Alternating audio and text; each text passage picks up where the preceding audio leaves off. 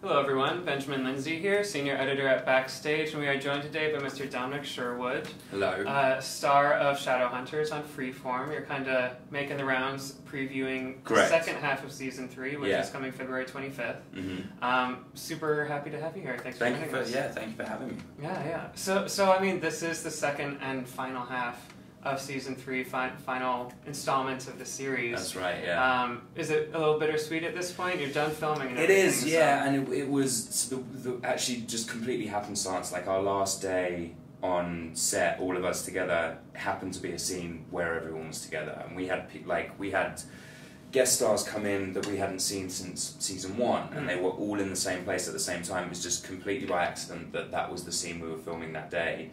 And it was like, you know, like we've really achieved something here that's really cool, but at the same time it's sad because it's coming to an end now, and it's tough. It's an interesting sort of dichotomy because this was my life for 3 years. For 3 years I literal blood, sweat and tears went into this show, and to see it kind of be rounded out, and you never really anticipate that last day is coming, and then all of a sudden it's your last shot, and it's happening. So it was a weird moment, but it's, you know, we've got to focus on the fact that we did something that we're all very proud of, and all good things do come to an end at some point, because otherwise, I mean, the other option would have been, and we used to laugh about this all the time, is that we'd do 10 seasons and run out of ideas, and we'd be doing like a dreadful musical episode at some point that nobody wanted to do. So it's like, it's probably better that we ended kind of on our terms, and, you know, we still had the books to go by, and we hadn't run out of interesting ideas. Certainly. Well, what has been your favorite part over these last 3 seasons and diving into this material and playing this? So there's a huge amount of complexity to my character, which is what I found really interesting from the beginning. That, and I didn't have a job, and I really wanted a job. Like one of those two things. I think what was so interesting about him is he had this huge arc that we knew was already in the books, but I didn't know necessarily if they were going to put that in the stories on TV or whatever. And he just goes through this journey of being like sort of the super confident, like kick-ass soldier, warrior, golden boy, to being completely broken to almost nothing, and then built back up and back down and back up and back down. And I think that was really interesting for me because quite literally no 2 days were the same. And very often in some of the other jobs I've had, the character stays the same the whole way through, which makes sense because most people do, so that reflects how human beings behave. But this was really interesting because, you know, every episode something was vastly different with my character, which I really enjoyed. Yeah, and especially in this kind of context, I'm glad you touched on that, because I was going to say that despite the fact that this is kind of a supernatural series, you are playing a superhuman character. Right. He is riddled with a lot of vulnerability, and for you as an actor, there's a lot of depths for you to mine there. Definitely, yeah, and I think one of the big things that we all spoke about with the production and the writers and the other actors is really humanizing these characters, because they are, you know, they're ridiculous and fantastical, and there are wizards and werewolves and vampires, and they're dealing with these, you know, insane problems that are the end of the world, and like needing to feed on blood but not wanting to kill anybody, and, you know, they're like under a spell or they're possessed or whatever it is, but at the same time they're still dealing with their love lives, or the fact that their sister can't cook, or, you know, like silly little things that human beings deal with, and things that we thought were really important because they do humanize these characters, and we want an audience to be able to relate to a lot of these people, especially with touching on things that are very serious in this day and age more and more, with things like sexuality or like race relations or whatever, things that we felt we had a responsibility to really look at from an important point of view, and show these strong, powerful characters in these positions, and how they deal with the issues befalling them that also reflect themselves in real life. Yeah, certainly. I mean, the genre itself has always lent itself to being allegorical for these larger social things, but for a show of this magnitude to kind of tackle those, and for you as an actor to tackle those, I think it's it doesn't go unnoticed, and that's why fans have kind of latched onto it the way that kind of seems to be the case, that fans have really latched onto it because of the humanizing nature of the show. Yeah. And that's honestly, for me, some of our proudest moments is when people come up and say, you know, a big thing that my character was dealing with was self-abuse and abusive family relationships, which again, they were, you know, sort of a little bit fantastical, but they did have underlying currents in real life, and in human behavior. So when people come up to me, fans of the show, and say, you know, the way you dealt with it on the show and the way the writers dealt with it on the show and the way it was portrayed really helped me to go through whatever it was that I was personally going through, it is really a blessing for us, because it's, you know, I do what I love every day and I'm managing to help people doing it, which is wonderful. Yeah. Now, what is your script work and process like with your co-stars, diving into the meatier emotional material, but then also when you are working on things like green screens and CGIs that are added later, like how do you, what is kind of the negotiation there? Well, that's tricky. So, like the green screen stuff first, like that for me, that's always really hard work, because what's difficult is that you have this interaction with people, and because the show, the way we filmed it was so fast paced, very often we didn't have things like the storyboards or the images ahead of time, so we didn't know what these creatures looked like. So we've got 6 people on camera who are imagining something entirely different and seeing it bigger or smaller or faster or slower, so you have to sort of go through this very technical process that takes away from the art a little bit of, you know, how we need someone to track, like, how quickly is this thing moving through the sky, or how tall are the mountains that we're looking at, or whatever it is. And then we all have to have that conversation and sort of put the science behind the art. As far as like the acting with other actors and the script work and all of the emotional stuff, my thing that I tend to do is, I know the lines obviously, and I understand who Jace is as a character, and I understand his thought process and the things he would think in these places, and then I try not to rehearse too much. Like I like to do it on my own, and then I like to run things with like some of the other actors, and some of the other actors don't find that helpful, so it's kind of a sort of a give and take, and you learn and you understand what other people like and how that's going to benefit you and how you can benefit other people. But as a general rule, especially the heavier emotional stuff, I like to kind of just run with it. You know, the words are on the page and the emotions are already there because I understand who Jace is and how he feels about things. So I like to just kind of be as present as possible in those moments. And the other actors around me are always amazing at supporting and nurturing those emotions as they kind of come out, and we almost explore together. Yeah, yeah. Is that being conscious of over-rehearsing in that way, is that something that you've kind of learned through your training? I know that you trained in London, is that right? Just through school. I didn't go to like a formal acting centre or anything. Okay. And actually probably through that, that maybe was the case, because I think early in my career I would very much over-rehearse, and I could feel myself, so it sounds very strange, but like actively acting. I could feel myself telling myself to feel these emotions as opposed to actually letting these emotions kind of bubble to the surface via the stimulus. So I think that is something that I learned over the course of doing a few films and watching them and sort of seeing that there's something a little bit missing. Like, I'm not exactly sure what it is, but I can see that whatever it is, it's just not quite there. And you know, far be it for me to say that that's the right way or the wrong way to do it, or even that I've necessarily mastered that art, because I think in the arts you're always growing and you're always going to try and progress and reach another level, and I think maybe that's why I'm so drawn to it, is because it's very sort of personally challenge based. But yeah, for me, I definitely watched some movies where I was like, that was terrible, we need to sort that out, because that was just dreadful. And this is kind of the process that I found myself at the moment, and who knows, maybe the next job will change that process or evolve in another way. I'm not sure. But that's why I love it so much, is it is constantly evolving and it's constantly changing as an art form for the individual and for sort of the populace. So speaking of future projects, what kind of things are you looking to tackle? I mean, so the big thing at the moment is I've done quite a bit of Supernatural in the last sort of 5 years, and that's something I'd like to take a step away from, at least for the minute, for sort of for the moment. Just because I've been exploring, as we were mentioning, these kind of fantastical worlds, and for me it would be very interesting to explore something more based in like everyday reality, whether it's in the past. Like, I sort of made this joke that I would love to be a cowboy at some point, but that would be quite interesting because it's sort of this interesting anthropological look at who we used to be as human beings, and you know, the difference in simple things like diet or clothing or the way people walked and why they walked that way. You know, like the thought of, just sort of off the top of my head, like why was that sort of stereotype of cowboys walking a certain way with like almost bow legs, and of course it's because they were riding horses every day.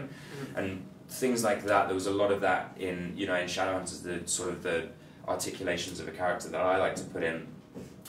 Like Jace had sort of like a side-to-side swagger, and a lot of that came from martial arts training that was, you know, you shift your weight from one foot to the other to avoid a punch or to avoid a sword or for whatever it was. And that was so drummed in him from a young age that when he walked, he sort of landed in this place where he did sort of sway side to side because that's how he was trained, and he has no other thought process in. He was holding a sword before he could walk, so he learned to walk and fight at the same time. So it would make sense that those two things kind of interjected in each other. So that's sort of what I quite like about acting, is really finding the nitty gritty things about these individual characters. And I think that's why I'd like to move on to something, like I said, maybe a little less fantastical, and more rooted in either, you know, historic or current reality. Yeah. Well, I'm looking to see where it takes you. Me too. Yeah. Now to look at some of your other roles, I feel like Jace was such a breakout role for you over these last few years, and I'm sure that you're looking at roles of a similar caliber, but backstage readers, a lot of them are the early career folks, right? So they might find themselves more in a guest role, or I know that you did a music video. I did, yeah, and honestly, that was a huge step in the right direction for me, because, and you know, I will love and appreciate Taylor forever for asking me to be a part of that, because it did, you know, I couldn't say I could or couldn't, because we'll never know now, but it's very possible that I wouldn't have got the part in Shadowhunters had I not done the music video, and it was possible that I wouldn't have got the part in Taylor's music video had I not done Vampire Academy, where I met Sarah, who introduced me to Taylor, and so on and so forth. Right. So, but it's interesting because everyone has their own individual journey, and I think it's very easy for especially actors to look at, like, you know, just the people up on this board here, and I'm looking at like Chris Hemsworth and Eddie Redmayne and thinking, you know, why isn't my career going that way, or why is it not, or why is it going this way instead of this way? And I think the reason for that is because acting especially is so individual. Like we were mentioning earlier, I didn't go to drama school, and a lot of my friends did go to drama school, and we're having very different career paths now because we took different steps on our own journey. And I think trying to make your feet fit into the footsteps of someone that you aspire to be is, in my opinion, the wrong way of doing it. You can aspire to be that person, but you have to find your own way there, because otherwise you're trying to mimic someone who experiences life differently than you do, and you're trying to put your experiences in their footsteps, and I don't think that works, personally. Yeah. No, I would agree, to say the least. But when you are maybe as a guest role or something a little smaller, what insight do you have now at this point about making the most of that experience, about making your work beget other work? I think the big things with guest stars, and honestly a lot of this I learned from our guest stars in Shadowhunters, because they were sort of fairly regularly gave these just outstanding performances, and I used to come into set and watch, so because I'd read it in the script, I'm like, not in this day, but I want to see, you know, David Castro he's got a big scene where he has to like sort of cry and break down. We wanted to watch it, we wanted to see this guy come in and do his thing, and every time we were blown away. And I think the big thing is it's not a competition for me. It's never a competition. You're not trying to upstage anyone, but you also shouldn't be afraid to go in and do your absolute, you know, your best job. You are there for a reason. You got hired for a reason. People have faith in you. Nobody wants you to come on set and fail. That's not the case. And it's the same, you know, with auditions. You can be nervous about auditions, but no casting director wants you to walk into the room and be terrible. Like they're probably at their end of their rope. Like my manager did a movie, and he was in the casting room, and he said, you know, we wanted someone to come in and blow us away because we were bored of casting. I think we were done with it at that point. We wanted someone to come in and be like, yep, that's you, great, we're done, now let's move on. And I think that's the key thing to remember, is that, you know, no matter how big or small your part is, everyone wants you to succeed, and you are an integral part of this process, whether you think it's a small role or a big role. And it's that sort of old saying that there aren't really small roles, because each one is sort of a little piece of the watch or the clock that makes the whole thing work together.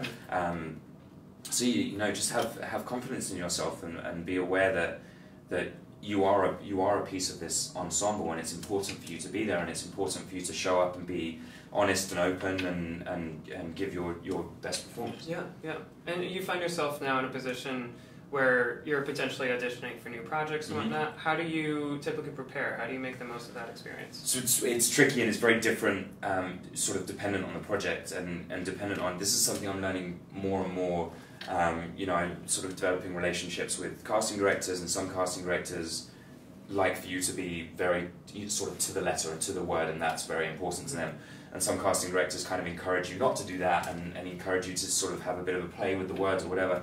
And the problem with that is there are thousands of casting directors out there, and you're going to meet thousands and thousands. There is no rule for each one.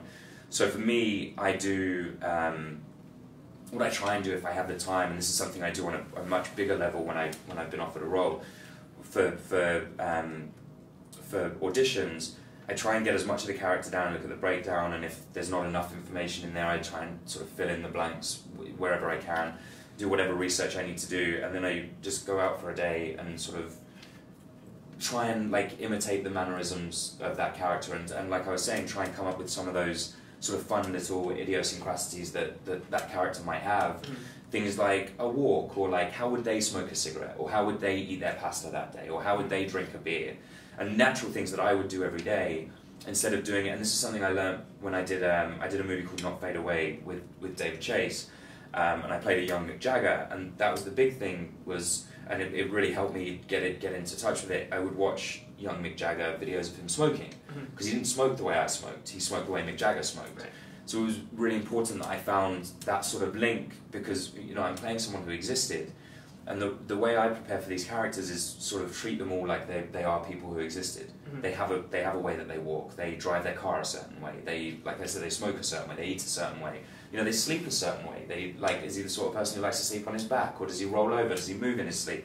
And then most importantly, why do they do those things? It's not just, this would be an interesting thing to do for this character. It's like, why would he, you know, why does he roll over in his sleep? Does he have something going on that makes him uncomfortable when he's sleeping? Does he have nightmares? Why does he have nightmares? And try and, unfortunately sometimes with these situations you're very limited with time, but as much as you can, find these key things and give them a full reason, like a lifelong reason. The characters I'm playing are anywhere between 20 and 30, and it means they've had between 20 and 30 years of living, and there's a reason they do everything that they do, whether it's, you know, an injury, or they're afraid of something, like, and things like that. So Jace, for example, is very famous in the books that his whole family is afraid of ducks. And it's like a fun, it's supposed to be a joke, like it's a funny thing. And we have a set called the Jade Wolf, which is kind of the vampire's hideout, and they always have cooking ducks in the back of them because it's a Chinese restaurant. And every time Jace walked in, he would sort of just give it a bit of a wide berth, like he wasn't super comfortable that they were there, you know what I mean? And it's one of those things that you won't see unless you look for it, but I know that that's how Jace feels. I'm aware that he is uncomfortable that they're there, and he just sort of gives it a bit of a, like, sort of wanders around a little bit more cautiously than everyone else. And things like that I really think make, like, it's something I notice, and maybe it's because I'm an actor, but it's something I notice in characters where I'm like, oh, that was cool. And then sometimes you see it later on and you're like, so like Eddie Redmayne's a great example, who's, I don't know, you guys probably can't see it, but he's right, his picture is right there. He's a great example. He's very, very good at, his entire body encapsulates whatever that character is. So even things like Fantastic Beasts, and he has this sort of thing where he's sort of uncomfortable looking at people directly in the eye, and you see it very often, and then when he does look at someone, it's a real step for him to move forward, and or that's, at least that's how I envisioned it. It's a real sort of leap of faith for him to do that, and that's all rounding a very full character. It's rounding a very full person, because you know, even you and I talking right now, you're, I'm sure, noticing different mannerisms in the way I talk. I'm using my hands quite a bit, and that's like who I am. And you, I'm noticing a lot more stoic, and you're very in control of the situation, and that's great. And that's who human beings are. So for you to kind of ignore some of those things in characters is doing these characters a misservice, in my opinion. Yeah, I love that you mentioned that, and especially drawing a parallel to something like Mick Jagger. People talk all the time about it demanding so much respect to be playing a real character, but it sounds like no matter who you're playing, fictional or not, you need to bring that respect to the table. They are like a full. Well, because they are, exactly. Yeah. That's exactly right. Because, you know, to some people, to these audiences, these are real people, and they have had 20 years or 30 years of experience in whatever it is that they do. So I think it really is important that like you mentioned, that we do a service to fictional or non-fictional characters. The difference is not the problem. the differences with people who have existed is a lot of that work is already done for you. So, you know, it's not like Rami Malek had the ability to think, I would dance, maybe he would dance this way. No, Freddie Mercury danced the way Freddie Mercury danced, and you then have to match that. You have to make yourself. And so I think personally that's a lot harder, and it from my point of view, have a huge amount of respect for guys like Eddie and Rami who have played these very, very famous, prolific characters, because not only do you have to get into their sort of emotional headspace, but you're not in charge of those reasonings why. They already exist. They're given to you. Freddie Mercury moves the way he moves because that is Freddie Mercury's story, and it's sort of already there. So the creative process is more of a, not mimicking it, it's, I don't really know how to describe it, but guys like that demand a huge amount of respect from me, because I think it's a near impossible task to do it. Right. Very precise. Very exactly. Precise. Yeah. Excellent. Well, Dominic, before we call it a day, I have a few audience questions. Absolutely, yeah, let's do it. Thank you everyone for tuning in. Thank you. This has been such a treat to get to know you a bit. Yeah. Let's see here.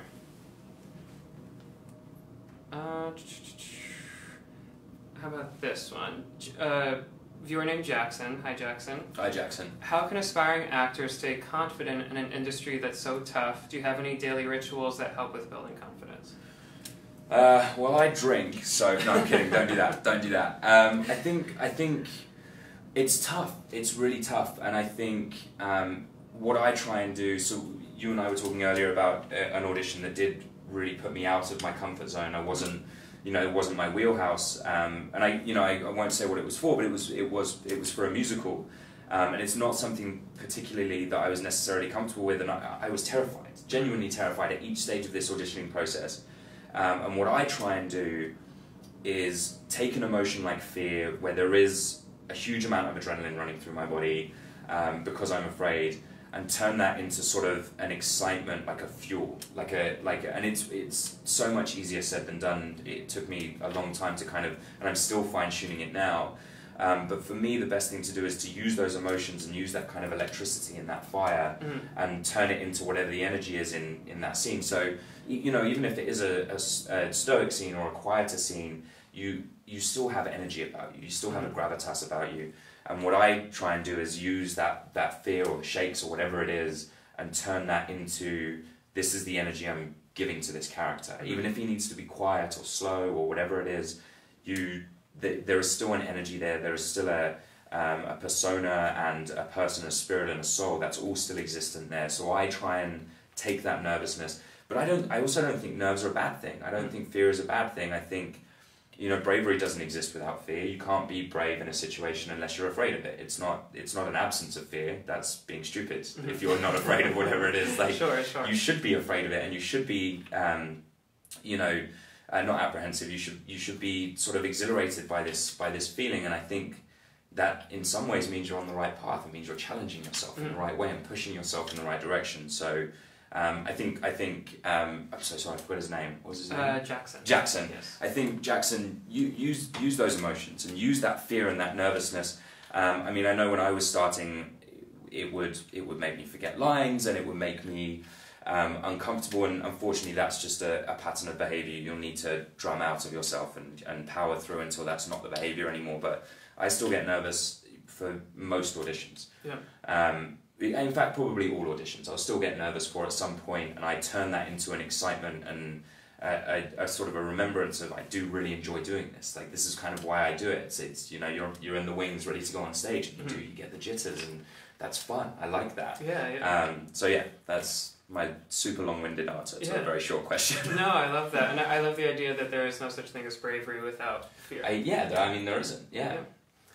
Let's see, we'll take two more. Mm-hmm. One from Ariana. What resources did you use to book roles when you were first starting out? So I guess this would be in London. How did you go about finding your work? So it's a kind of healthy mix of two things, because there is a luck element to it. Absolutely, there's a luck element to it, especially when you're starting, because you get sent in for sort of everything, and a lot of those roles you're not right for. I was being sent in for quarterback American football players, and I'm like, I'm 160 pounds. This is not the case. I'm not right to be playing this role. But eventually, one will be right for you, and whether that was, you know, one of my earlier jobs was The Cut, or you know, Not Fade Away, where they needed someone who looks like a young Mick Jagger, whatever it is. And I think the key to that is, no matter, even if you think you're not correct for the role, which might be the case, it very simply might be the case, and sometimes you walk into the room and you see someone go, oof, no, they're not right for it, which is fine as well, but you put on a good show every time. You make sure you do a good enough job, because two things could happen. One, if you're absolutely not right for the role, that casting director is going to remember, like, oh, they weren't right for that role, but they're a damn good actor, so let's put them in the good actors pile. And two, damn, they did a good job. Maybe we should change this character a little bit, because we really like him. Maybe we should shift this character a little bit so it works with him and who he is, because we like him well enough to shift what the stimulus is, which is not unknown. Which is not it's actually not uncommon. You'd be amazed how, you know, how quickly that thing happens, because very, very often now scripts are written with an actor in mind. And, you know, let's say Chris Hemsworth can't do that film because he's filming Thor 17 or whatever it is, you know, like, he can't do it, so now you need to be looking at, okay, well, who else can do this role? Oh, actually, yeah, that'll work, because we can just shift these little things and we can make this work with these people. So, yeah, booking jobs off the bat is always hard work, and I think the best thing to do is, you know, you're going to get a job eventually, get that first job, get onto set and learn everything you can. Every word, listen to every word everyone says. Don't be afraid of asking questions. You know, my first set, and like, okay, back to ones. I don't know what that means. Where's that? And they're just like, it means back to where you started. Right. Great, perfect, cool. And, you know, don't be afraid to ask those questions, because if you don't and you keep messing up, that's going to slow people down more. Just be very open to the experience and make sure you take everything in like a sponge as much as you can. And yeah, again, be present, be there at every opportunity, because there's the element of luck that, you know, be in the right place at the right time.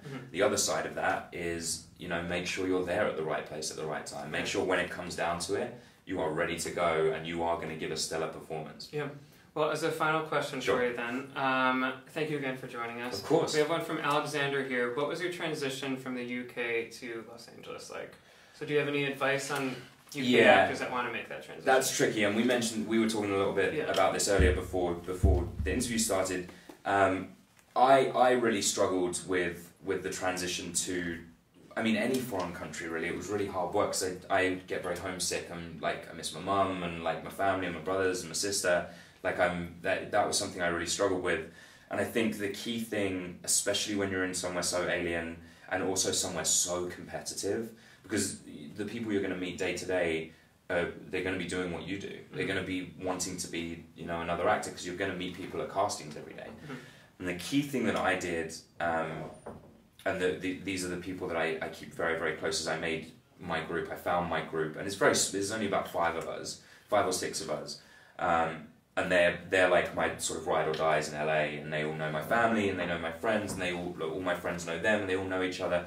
I think the key thing to me was finding people that I could really trust. So if you have a rough day, or you go to an audition that you really wanted and you just bin it and it's terrible, then you can come back and you can have a beer and a cry with people that you genuinely trust and that trust you. And that was the biggest thing for me transitioning sort of to LA.